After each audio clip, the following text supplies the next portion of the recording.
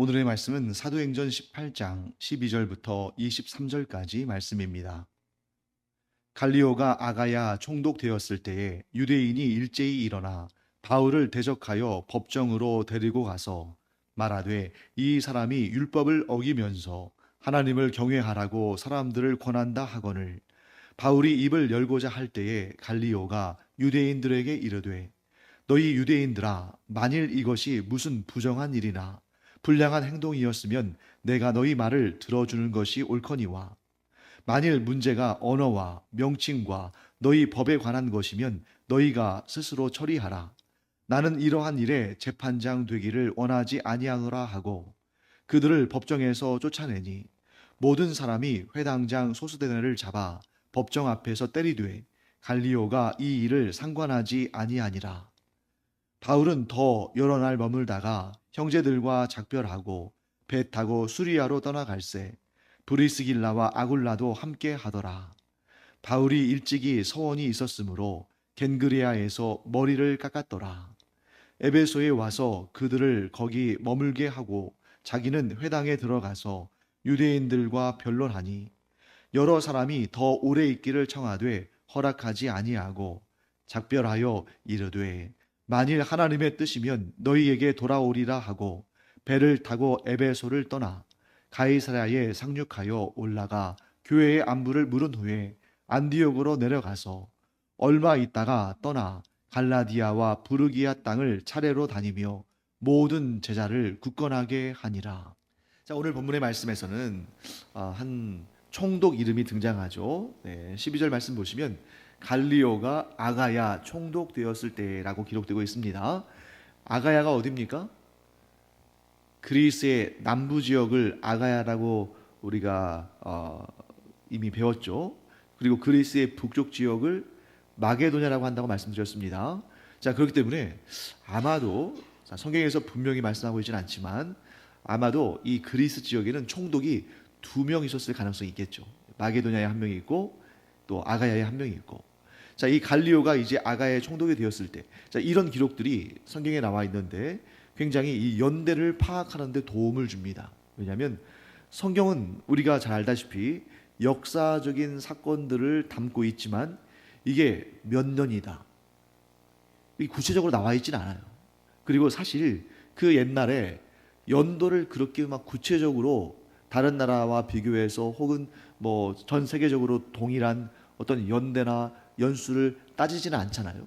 뭐 가까이서 본다면 우리나라 같은 경우에도 뭐 불과 100년 조금 전에 조선시대 그 말에도 보면 각 왕별로 몇 년 이렇게 계수하지 조선왕조 개국 이래 몇 년이다. 뭐 이런 식으로 계수하지 않는단 말이죠. 그렇기 때문에 이 갈리오가 아가야의 총독이 되었을 때에 그 당시에 그리스의 그 연대표를 보게 되면 성경의 연대표와 서로 대조하면서 대략적으로 이것이 어느 때 일어났는지를 알 수 있겠죠. 그래서 이 그리스와 이 로마 제국의 역사를 통해서 보게 되면 갈리오라는 사람이 그리스의 남부 지역인 아가야의 총독으로 재임하던 시기가 주후 51년에서 52년입니다. 자, 그런데 우리가 지난 시간에 보았던 것처럼 바울이 고린도에서 1년 6개월 동안 사역했다고 그랬잖아요. 그러면 바울의 2차 전도 여행, 곧 그리스 지역에서의 전도 여행은 최소 2년 이상은 됐을 것이고, 그렇게 따진다면 아마도 바울이 그리스에서의 전도 사역, 곧 이 유럽으로의 복음의 확산, 이 시기가 대략적으로 주후 50년 전후라고 볼 수 있습니다. 우리가 이렇게 외워두면 되겠죠. 바울의 1차 전도 여행은 대략적으로, 정확히는 알 수 없는 겁니다. 대략적으로 주후 45년에서 50년 사이쯤일 거다. 그리고 바울의 2차 전도 여행은 대략적으로 주후 49년에서 한 52년 그 사이쯤일 것이다. 왜냐하면 지금 현재 갈리오가 아가야의 총독으로 재임하던 도중에 그 중간에 이 사역이 있었잖아요.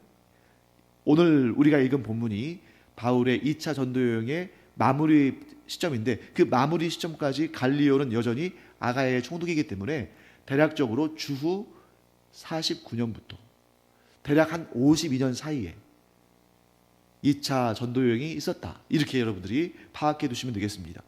그것도 좀 외우기가 어렵다면 간단하게 최초의 유럽의 선교인 바울의 2차 전도 여행은 주후 50년 전후에 이루어졌다. 이렇게 여러분들이 외워두시면 다른 전도 여행과도 이렇게 서로 연결해 가지고 연대를 대략적으로 짐작할 수가 있습니다.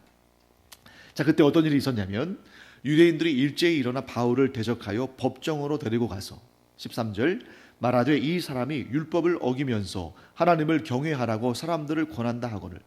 자, 여러분 마치 이 데자뷰처럼 이와 비슷한 일이 얼마 전에 있지 않았습니까? 대략 한 이때로부터 20년쯤 전에 있었죠. 어떤 일입니까?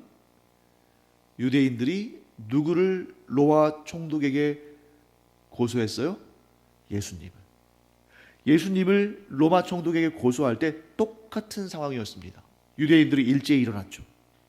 그리고 13절 말씀처럼 이 사람이 율법을 어기면서 하나님을 경외하라는 말도 안 되는 얘기를 한다. 왜요? 이들에게 있어서는 율법을 지키는 것이 곧 하나님을 경외하는 일이니까. 또 어떻게 율법을 어기면서 하나님을 경외할 수 있는가 하면서 이렇게 진노해서 공식적으로 로마의 총독, 자, 왜 로마 총독에게 이러한 고발을 하고 고소를 할까요? 사형을 선고할 수 있는 유일한 그 지역의 최고 지도자니까. 이들의 목적은 단지 몇 대 때리고 경고하고 끝내는 것이 아니라 어떻게 했으면 좋겠다는 거요? 죽였으면 좋겠다. 그런데 우리에게는 사람을 죽일 권한과 권리와 능력이 없으니까 당신이 이 일을 좀 처리해달라. 이렇게 말하는 것입니다. 자, 이 갈리오는 본디오 빌라도에 비해서는 굉장히 능숙한 총독이었던 것 같아요. 자, 본디오 빌라도는 어떻게 했습니까? 이 유대인들의 청을 마지못해 들어주는 척 하면서, 즉 자기는 이 일에 관계가 없다고 손을 씻으면서 결국에는 예수님을 죽음에 이르도록 그들에게 내어줬죠. 하지만 여러분, 총독이 끝까지 반대했으면 예수님은 십자가에 달리지 않으셨을 겁니다. 그런데 총독이 결국 자기가 손을 씻든 나는 책임이 없다고 말하든 너희들이 알아서 하라고 하든 일단 총독의 재가가 없이는 사형을 집행할 수 없거든요. 그런데 본디오 빌라도 그는 예수님을 결국 죽음에 이르도록 결정을 했습니다. 그 책임은 누구도 대신질 수 없는 것이고 본디오 빌라도가 오롯이 짊어져야 되는 책임인 거죠. 왜? 그에게 결정권이 있었으니까. 그래서 오늘날까지도 사도신경에서 그의 이름이 언급되고 있잖아요. 반면에 갈리오는 뭐라고 말합니까? 14절 말씀 보시면 바울이 입을 열고자 할 때, 바울이 왜 입을 열고자 했을까요?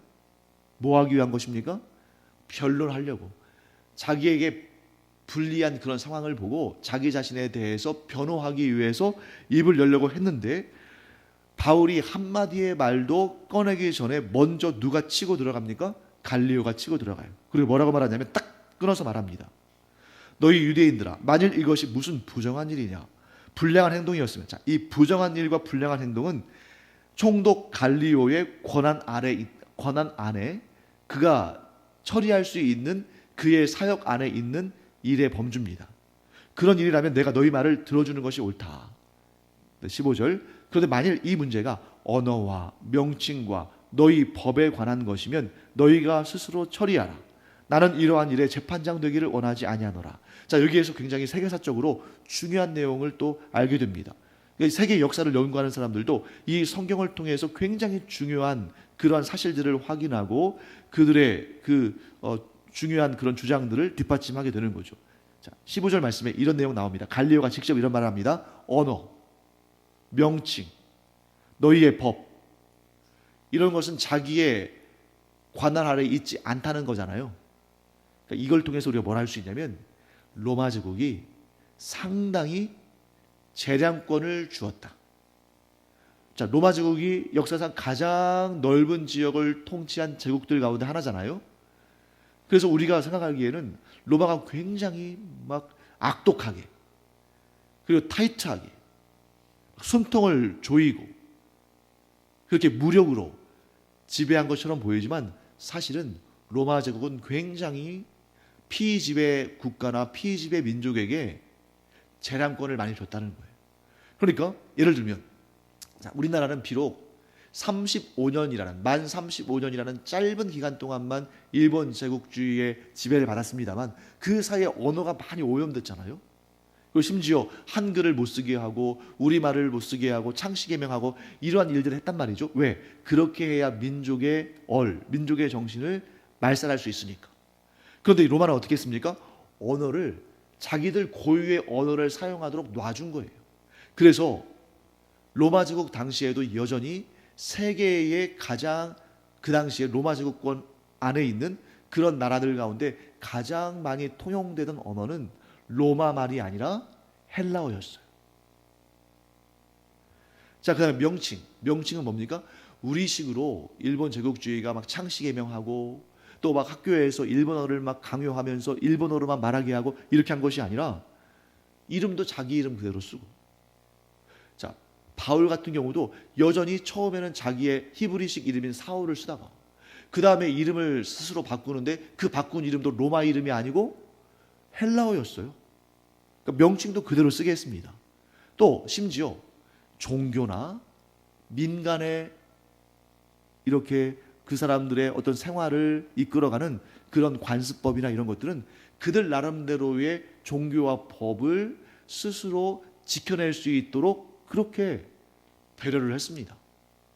그런데 무엇에만큼만은 로마 황제 숭배, 세금, 군사, 즉 반란을 진압하는 군사적인 문제, 로마 황제의 재정을 충당하는 세금의 문제, 또 로마 황제를 신격화해서 그를 섬기게 하는 그런 로마 황제 숭배의 문제, 이런 데에 있어서는 타협하지 않았죠.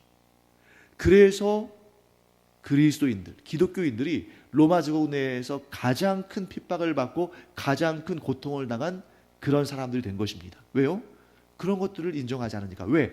하나님만 왕으로 모시고 하나님만 섬기는 사람들이다 보니까 로마 황제의 숭배에 대해서 가장 적극적으로, 아니 사실 다른 나라와 민족이나 다른 종교들은 로마 황제 숭배를 전혀 개의치 않았어요. 오직 기독교만. 자, 이렇게 이 총독 갈리오가 굉장히 명석한 사람이었던 거예요. 한편으로 보면 귀찮은 일을 싫어하는 사람이기도 했지만 한편으로 보면 자기의 공적인 역할이 무엇인지를 분명히 알고 그 외에 다른 것들은 다 가지쳐버려서 시끄럽고 소란스러운 일이 발생하지 않게 하는 아주 유능한 정치인이었다는 것입니다. 그래서 그들을 어떻게 했습니까? 16절 말씀 보시면 법정에서 아예 쫓아내버렸어요. 너희들 나와는 전혀 관계없는, 내 권한이나 내 사역과는 전혀 관계없는 일을 너희들이 이렇게 나한테 푸시하고 지금 강요하는데 나 그런 일 할 의향 없다 하고 그냥 쫓아내버렸어요. 그랬더니 17절 말씀 볼까요? 모든 사람이 회당장 소스데네를 잡아 법정 앞에서 때리되 갈리오가 이 일을 상관하지 아니하니라. 자, 이 사람도 어떻게 했습니까? 폭력적으로 반응했죠. 자, 모든 종교와 사상, 철학, 이념, 그것이 옳은 것인가 옳지 않은 것인가, 그것을 판단하는 것은 쉬운 일 아닙니다. 그런데 그것을 그나마 좀 정확하게 구별할 수 있는 방법이 있어요. 그게 뭐냐면 폭력성을 띠고 있는가, 폭력성을 띠고 있지 않은가. 자, 어떤 단체가 자기들의 의견을 주장하기 위해서 시위를 했습니다. 시위할 수 있죠. 왜? 우리나라의 헌법상 집회와 결사의 자유가 있으니까. 그런데 그 모임이 의로운가 의롭지 않은가, 부당한가 부당하지 않은가, 뭘 가지고 구분할 수 있을까요? 우리가 그 속속들이 다 알 수 없잖아요. 폭력성을 띠는가 띠지 않는가. 여러분, 진리는 결코 폭력으로 상대방을 대하지 않습니다. 그래서 여러분, 복음이 전파되는 곳마다 복음이 방해를 받고 핍박받았지만 복음을 전하는 사람들은 순교할지언정 폭력으로 안갚음하지 않았어요.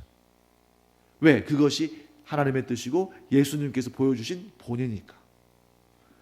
그런데 이 유대인들은 하나님을 경외한다고 하면서 어떻게 합니까? 자기들의 뜻이 받아들여지지 않으니까 심지어 그들의 모임의 중심이 회당을 통해 이루어지고 그 회당장이 있는데 그 회당장을 잡아서 폭력을 가하는 거예요. 아마 두 가지 중에 하나의 이유였을 겁니다. 정확히 나와 있지는 않지만 두 가지 중에 하나일 텐데, 하나는 회당장의 무능함을 탓했을 거예요. 아니, 당신이 이 회당의 대표면 뭐 로비를 하든 혹은 단식 투쟁을 하든 해서 우리의 뜻을 관철시켜야지, 이렇게 무기력하게 물러나면 이게 되겠느냐 하고 막 거기에 이 회당장 소수대의 무능함을 탓하면서 막 폭력을 가할 수 있습니다.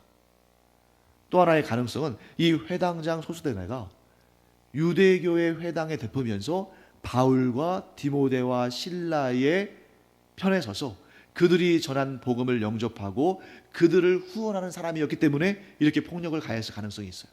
아마도 후자의 가능성이 더 크겠죠. 그러나 갈리오는 굉장히 정치인 가운데서도 산전수전을 다 겪었던 사람인 것 같아요. 그러니까 그런 폭력적인 행위를 보면서도 상관하지 않았어요. 니들끼리 알아서 해라. 결국 이 갈리오는 자기의 신념을 따라서 유대인들의 그 간혹한 계략에 넘어가지 않음으로 말미암아 본디오 빌라도와는 다른 길을 걷게 되는 거죠. 자, 여기서 우리 한 가지 한번 생각해 보죠. 똑같은 상황인데 예수님은 로마 총독에 의해서 사형 선고를 받았고 사도 바울은 풀려났습니다. 자, 예수님은 십자가에 달려 죽으셨고 바울은 고소가 취하되고 풀려났어요. 자, 이렇게 차이가 나는 이유는 뭘까요? 자, 그 이유는 바로 이것입니다. 예수님은 십자가의 죽음으로 말미암아 이 땅에 오신 목적을 완성하셔야 됐기 때문이에요. 반면에 바울은 아직 하나님께서 맡기신 일이, 아직 하나님께서 명하신 일이 많이 남아있어요. 그러니까 이게 예수님과 사도 바울이 서로 다른 반응을 보였거나 혹은 예수님을 하나님께서 미워하시고 바울을 더 사랑하셔서 이렇게 하셨거나 그게 아니라 하나님의 뜻이, 하나님의 뜻을 이루시기 위해서 예수님은 똑같은 상황에서 십자가 죽음으로 결론이 나고 바울은 아직 때가 아니므로 풀려나는 그런 결론으로 매듭지어지는 것을 보게 됩니다. 자, 같은 내용이 그 다음에 또 나옵니다. 중간을 잠깐 건너뛰도록 하겠고요. 조금 이따 설명을 드릴게요. 자, 19절 말씀 볼까요? 에베소에 와서 그들을 거기에 머물게 하고, 그들은 여기에서 브리스길라와 아굴라죠. 자기는 회당에 들어가서 유대인들과 변론하니 여러 사람이 더 오래 있기를 청하되 허락하지 아니하고 작별하여 이르되 만일 하나님의 뜻이면 너희에게 돌아오리라 하고 배를 타고 에베소를 떠났다. 이렇게 되어 있습니다. 자, 바울이 에베소에 갔는데 거기에서 복음을 전했는데 그 중에 여러 사람이 그 복음에 반응하면서 야, 여기 좀 더 오래 있어 달라. 우리에게 좀 이 복음을 더 자세히 가르쳐 달라. 이랬는데 바울이 평소 같으면 어떻게 하겠어요? 자기를 환대하고, 자, 그리스 지역에서는 자기가 복음을 전할 때 그렇게 박해하고 고통을 줬는데 여기에서 이렇게 환대하니까 더 오래 있고 싶지 않겠습니까? 그런데 뭐라고 말해요? 아니다. 지금 나는 떠나야 되는데 만일 하나님의 뜻이면 너희에게 돌아오리라. 자기를 환대하는 사람들 속에서 얼마나 기분이 좋았겠어요? 그런데 기분이 좋다고 해서 자기 뜻대로 남는 것이 아니라 하나님의 뜻이면 내가 다시 오리라.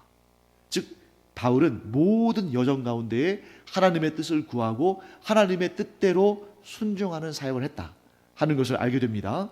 자, 그러면 바울이 에베소로 다시 돌아오는 일이 하나님의 뜻이었을까요? 뜻이 아니었을까요? 지금 바울은 이렇게 말하고 떠났잖아요. 하나님의 뜻이면 내가 다시 돌아오겠다. 하나님의 뜻이었습니다. 자, 오늘 우리가 읽은 이 본문은 바울의 2차 전도 여행의 마무리 지점인데 바울의 3차 전도 여행의 중심지가 어디가 돼요? 에베소가 되는 거예요. 그 유명한 두란노 서원에서 이 에베소에 있는 많은 사람들을 가르치는, 복음을 전하고 하나님의 말씀을 가르치는 그 정말 귀한 사역이 에베소에서 이루어집니다. 하나님의 뜻이었기 때문에. 그래서 여러분, 우리가 뭘 알아야 되냐면 우리가 일상을 살다 보면 내 뜻과 내 의지가 있는 게 당연하잖아요. 우리가 무슨 뭐 로봇도 아니고 인형도 아니고 우리는 자유의지를 가진 사람이기 때문에 내 뜻과 내 의지가 분명히 있습니다. 그게 없으면 더 이상한 거예요. 그런데 그러다 보니까 내 뜻대로 안 되면 자꾸 마음이 조급해지고, 내가 이렇게 되면 좋을 거라고 생각했던 그 기대대로 되지 않으면 자꾸 낙심하게 되고, 내 생각과 내 계획과 내 시간표가 있는데 그대로 되지 않으면 뭔가 정말 그 내가 제대로 살고 있지 않은 것처럼, 내 삶이 제대로 흘러가지 않는 것처럼 그렇게 생각이 되고 많이 힘들잖아요. 그때 우리가 이 말씀을 붙들고 초연하기를 바랍니다. 어떤 말씀이에요? 하나님의 뜻이라면, 하나님의 뜻이라면 내가 다시 돌아오리라. 하나님의 뜻이라면 이것이 다시 회복되리라. 하나님께서 뜻하신다면 이 길이 열리리라. 이 길이 막히는 것이 하나님의 뜻이라면 내가 억지로 할 수 없다. 그래서 우리 그리스도인들이 어떤 마음을 가져야 되냐면, 하나님의 뜻이라면 이라는 말을 항상 우리가 마음에 품고, 내 뜻대로 되지 않고 내 계획대로 되지 않고 내 시간표대로 되지 않는다 할지라도 초연할 필요가 있다. 자, 그러면 어차피 하나님의 뜻대로 이루어질 텐데, 자, 똑같은 상황 가운데서도 어떤 일은 하나님의 뜻이라면 되리라 하는 마음으로 초연하고 그 시간을 평안과 안정감과 감사와 기쁨으로 지낼 수가 있는데, 어차피 하나님의 뜻대로 되어가는 인생인데 내 뜻대로 되지 않는다고, 내 계획대로 되지 않는다고, 내 시간표대로 되지 않는다고 막 안달복달하고 불안해하고 낙심하고 그러면 그 시간이 얼마나 안타깝고 아쉬운 시간이 되겠습니까? 그래서 우리가 2024년 올 한 해를 마무리하고 2025년을 시작하면서 꼭 이 마음을 갖기 바랍니다. 하나님의 뜻이라면, 하나님의 뜻이 아닌데 내가 억지로 할 수도 없고, 하나님의 뜻인데 이게 안 이루어질 리도 없고, 하나님의 뜻이라면이라는 그런 마음을 품고 초연한 우리가 되기를 간절히 축원합니다. 자, 그 외에 우리가 몇 가지 살펴볼 내용들이 있는데요. 간단하게 살펴보겠습니다. 자, 18절 말씀 볼까요? 자, 우리 18절 말씀 함께 읽어보겠습니다. 바울은 더 여러 날 머물다가 형제들과 작별하고 배 타고 수리아로 떠나갈새 브리스길라와 아굴라도 함께 하더라. 바울이 일찍이 서원이 있었으므로 겐그레아에서 머리를 깎았더라. 자, 바울이 고린도에 며칠간 더 머물렀습니다. 자, 어떤 시점으로부터 여러 날 머문 건가요? 고린도에 있는 유대인들로부터 고소를 당해서 갈리오 총독의 법정에 끌려갔다가 풀려나고 나서 여러 날 있다가 이제 그 사역을, 2차 전도여행 사역을 마무리하고 수리아. 자, 여기서 수리아는 어딜까요? 수리아 안디옥. 바울을 파송한 수리아 안디옥으로 귀환하는 그런 여정을 말하는 거죠. 그때 브리스길라와 아굴라도 함께 있다. 여러분, 이 브리스길라와 아굴라의 여정을 생각해 보세요. 브리스길라와 아굴라는 원래 어디 살던 사람들입니까? 로마에 살던 그리스도인들이었습니다.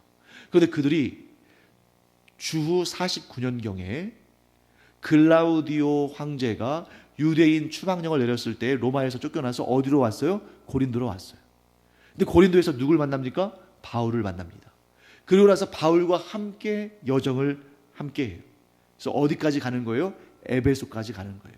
그래서 19절 말씀 보시면 에베소에 와서 그들을 거기 머물게 하고, 그리고 바울은 회당에 들어가서 유대인들과 변론합니다. 자, 여기에서 특별한 내용 하나 나오죠. 바울이 겐그라에서 뭘 했다고요? 머리를 깎았다. 여러분, 여기에서 오늘날처럼 이발소에 가서 혹은 미용실에 가서 머리를 좀 깔끔하게 커트했다 이런 뜻이 아닙니다. 여기서 머리를 깎았다는 얘기는 뭐냐면 삭발한 걸 말하는 거예요. 삭발. 자, 왜 삭발을 했는가? 거기에 대해서 성경은 뭐라고 말씀합니까? 선한 것이 있었기 때문에. 자, 바울은 복음을 전하는 사람이었지만 그렇다고 해서 율법을 안 지키고 율법을 완전히 걷어찬 그런 사람이 아닙니다. 바울은 율법도 지키라고 했어요, 유대인은. 그러나 복음의 말씀 가운데에서, 복음의 은혜 가운데에서. 왜? 구원은 복음으로 얻는 것이지 율법을 얻는 것이 아니니까. 그럼에도 불구하고 하나님을 경외하는 자들은 율법을 지킴으로 그 경건한 삶을 유지하도록 했습니다. 그러니까 바울이 여기에서 민수기 6장에 나오는 서원의 예식을 한 겁니다. 자, 서원은 보통 왜 합니까? 서원은 우리가 겉으로 보면 그 귀찮고 번거롭고 손해되는 일을 왜 하나 할지 모르지만 서원 기도야말로 응답이 가장 빠르거든요. 하나님께서 약속하셨습니다. 왜? 희생이 있고 헌신이 있으니까. 그러니까 무언가를 두고 아마 서원했을 거예요. 아마 추측하자면 성경에 나오지 않지만 이 2차 전도여행, 유럽에서의 이 전도의 열매가 아름답게 맺어지기를 서원했을 수도 있겠죠. 혹은 이런 서원일 수도 있습니다. 유대인들이 바울을 막 괴롭히고 핍박하잖아요. 결국 어디로 끌고 갔어요? 갈리오라는 총독의 법정으로 끌고 갔잖아요. 바울도 사람이기 때문에 예수님께서 로마 총독 본디오 빌라도에게 사형 선고를 받고 돌아가신 것을 알잖아요. 누구보다 잘 알죠. 그러니까 자기가 갈리오 총독에게 끌려간다는 것은 죽음을 의미한다는 것을 알았을 겁니다. 그때 아마 이렇게 기도하지 않았을까? 이거는 성경에 나와 있는 내용이 아니고 제 추측입니다. 아닐 수도 있어요. 그러면서 아마 이렇게 마음에 서원했을 수 있을 것 같아요. 하나님, 하나님께서 저를 살려주시면 제가 더욱더 힘을 쏟아서 죽는 날까지 그리스도의 복음을 전하는 일에 헌신하겠습니다. 이미 헌신했지만 지금 죽을 고비 앞에서 저를 살려주시면 그러면 제가 주님께서 주신 두 번째 인생을 살면서, 세 번째 인생이군요. 왜? 이 다메섹으로 갈 때 두 번째 인생 시작했으니까 이제 제가 죽다 살아난 이 세 번째 인생을 주의 복음을 위해서 오롯이 헌신하겠습니다. 그런데 하나님께서 살려주셨잖아요. 그러니까 감사함으로 그 서원의 완성이 이루어졌다는 것을 표현하면서 뭘 하는 거예요? 머리를 서로 밀어버리는 거예요. 그 머리를 민다는 것은 어떤 의미가 있냐면 새롭게 거듭나다, 새롭게 태어나다, 새롭게 시작하다, 이런 의미가 있는 것이거든요. 그래서 서원을 한 사람이 그 서원의 모든 과정을 마친 다음에 서원의 과정 기간 동안에는 머리카락을 자르면 됩니까? 안 됩니까? 안 돼요. 그래서 삼손이 서원 기간 가운데 있었기 때문에 그 머리에 삭도를 내지 않은 겁니다. 그런데 이 서원이 이루어진 다음에는 어떻게 하냐면 머리를 밀어버려야 돼요. 그래서 이제 겐그라에서 머리를 밀고 2차 전도여행을 마무리하고 안디옥으로 귀환합니다. 근데 안디옥으로 귀환하는데 겐그레아에서 안디옥으로 귀환하는 그 배편이 직항로가 없었던 것 같아요. 바로 연결되는 그러한 루트가 없었기 때문에, 그런 배편이 없었기 때문에 어디를 거쳐서 가냐면 큰 도시인 에베소를 거쳐갑니다. 에베소를 거쳤다가 바로 안디옥으로 가지는 않고 가이사라를 들렸다가 안디옥으로 가는데, 사실 이 여정은 오히려 돌아가는 여정이에요. 왜냐하면 에베소에서 안디옥 가는 길이 훨씬 가깝거든요. 그런데 더 남쪽으로 내려와서 가이사라까지 왔다가 다시 안디옥으로 올라가는데, 왜 이런 여정을 구상했냐면 가이사라는 어디의 관문입니까? 겐그레아가 고린도의 관문인 것처럼 가이사라는 예루살렘의 관문이에요. 예루살렘에 들려서 거기에 있는 사도들, 예루살렘 교회 성도들과 교제하고 아마도 2차 전도여행 가운데 있었던 일들을 또 보고도 하고, 이런 다음에 안디옥으로 돌아오는 그 여정을 행하게 됩니다. 자, 그 다음에 23절 말씀, 오늘 마지막 구절이죠. 얼마 있다가 떠나 갈라디아와 부르기아 땅을 차례로 다니며 모든 제자를 굳건하게 하니라. 자, 그러면 여러분, 제가 방금 말씀드릴 때에 2차 전도여행의 마지막 여정은 고린도 그리고 겐그레아에서 머리를 밀고 마무리하고 마쳤다, 이렇게 말씀드렸잖아요. 23절에 와서 또 여기 갈라디아, 부르기아 이런 땅에 다니면서 모든 제자를 굳건하게 한다, 이런 내용 나오잖아요. 근데 여기는 제가 볼 때는 2차, 넓게 본다면 2차 전도여행에 포함되겠지만 여기는 2차 전도여행에 포함되지 않는 것으로 보는 게 좋습니다. 왜냐하면 이 여정은 복음을 전하고 교회를 설립하기 위한 여정이 아니잖아요. 이미 복음을 받아들이고 이미 교회를 이루고 있는 자들을 가서 격려하고 굳건하게 하는 것이기 때문에 이는 전도를 위한 방문이라기보다는 목회적 차원에서의 방문이었다, 이렇게 마무리할 수가 있습니다. 네, 마치겠습니다. 기도하겠습니다. 하나님 감사합니다. 오늘 바울의 입을 통해서 하나님의 뜻이라면 내가 너희에게 돌아오리라. 그런데 정말 하나님께서 뜻하셔서 바울이 다시 에베소로 돌아와서 3차 전도 여행을 시작하는 것을 보게 됩니다. 하나님, 저희도 이 2024년도를 마무리하고 2025년도를 시작하면서 저희들 나름대로의 계획도 있고 또 저희들 나름대로의 뜻과 시간표가 있지만 먼저 하나님의 뜻을 구하고 하나님의 뜻을 생각하고 하나님의 뜻에 맡겨드리는 그런 저희들 되게 하여 주시옵소서. 하나님의 뜻이라면 반드시 이루어질 것이라는 이 믿음을 가지고 자신의 뜻보다 하나님의 뜻을 앞세움으로 말미암아 삶의 모든 상황 가운데에서 저희가 흔들리지 않고 초연하고 소망을 갖고 감사하는 주의 종들 되게 하여 주시옵소서. 감사드리며 예수님의 이름으로 축복하며 기도합니다. 아멘.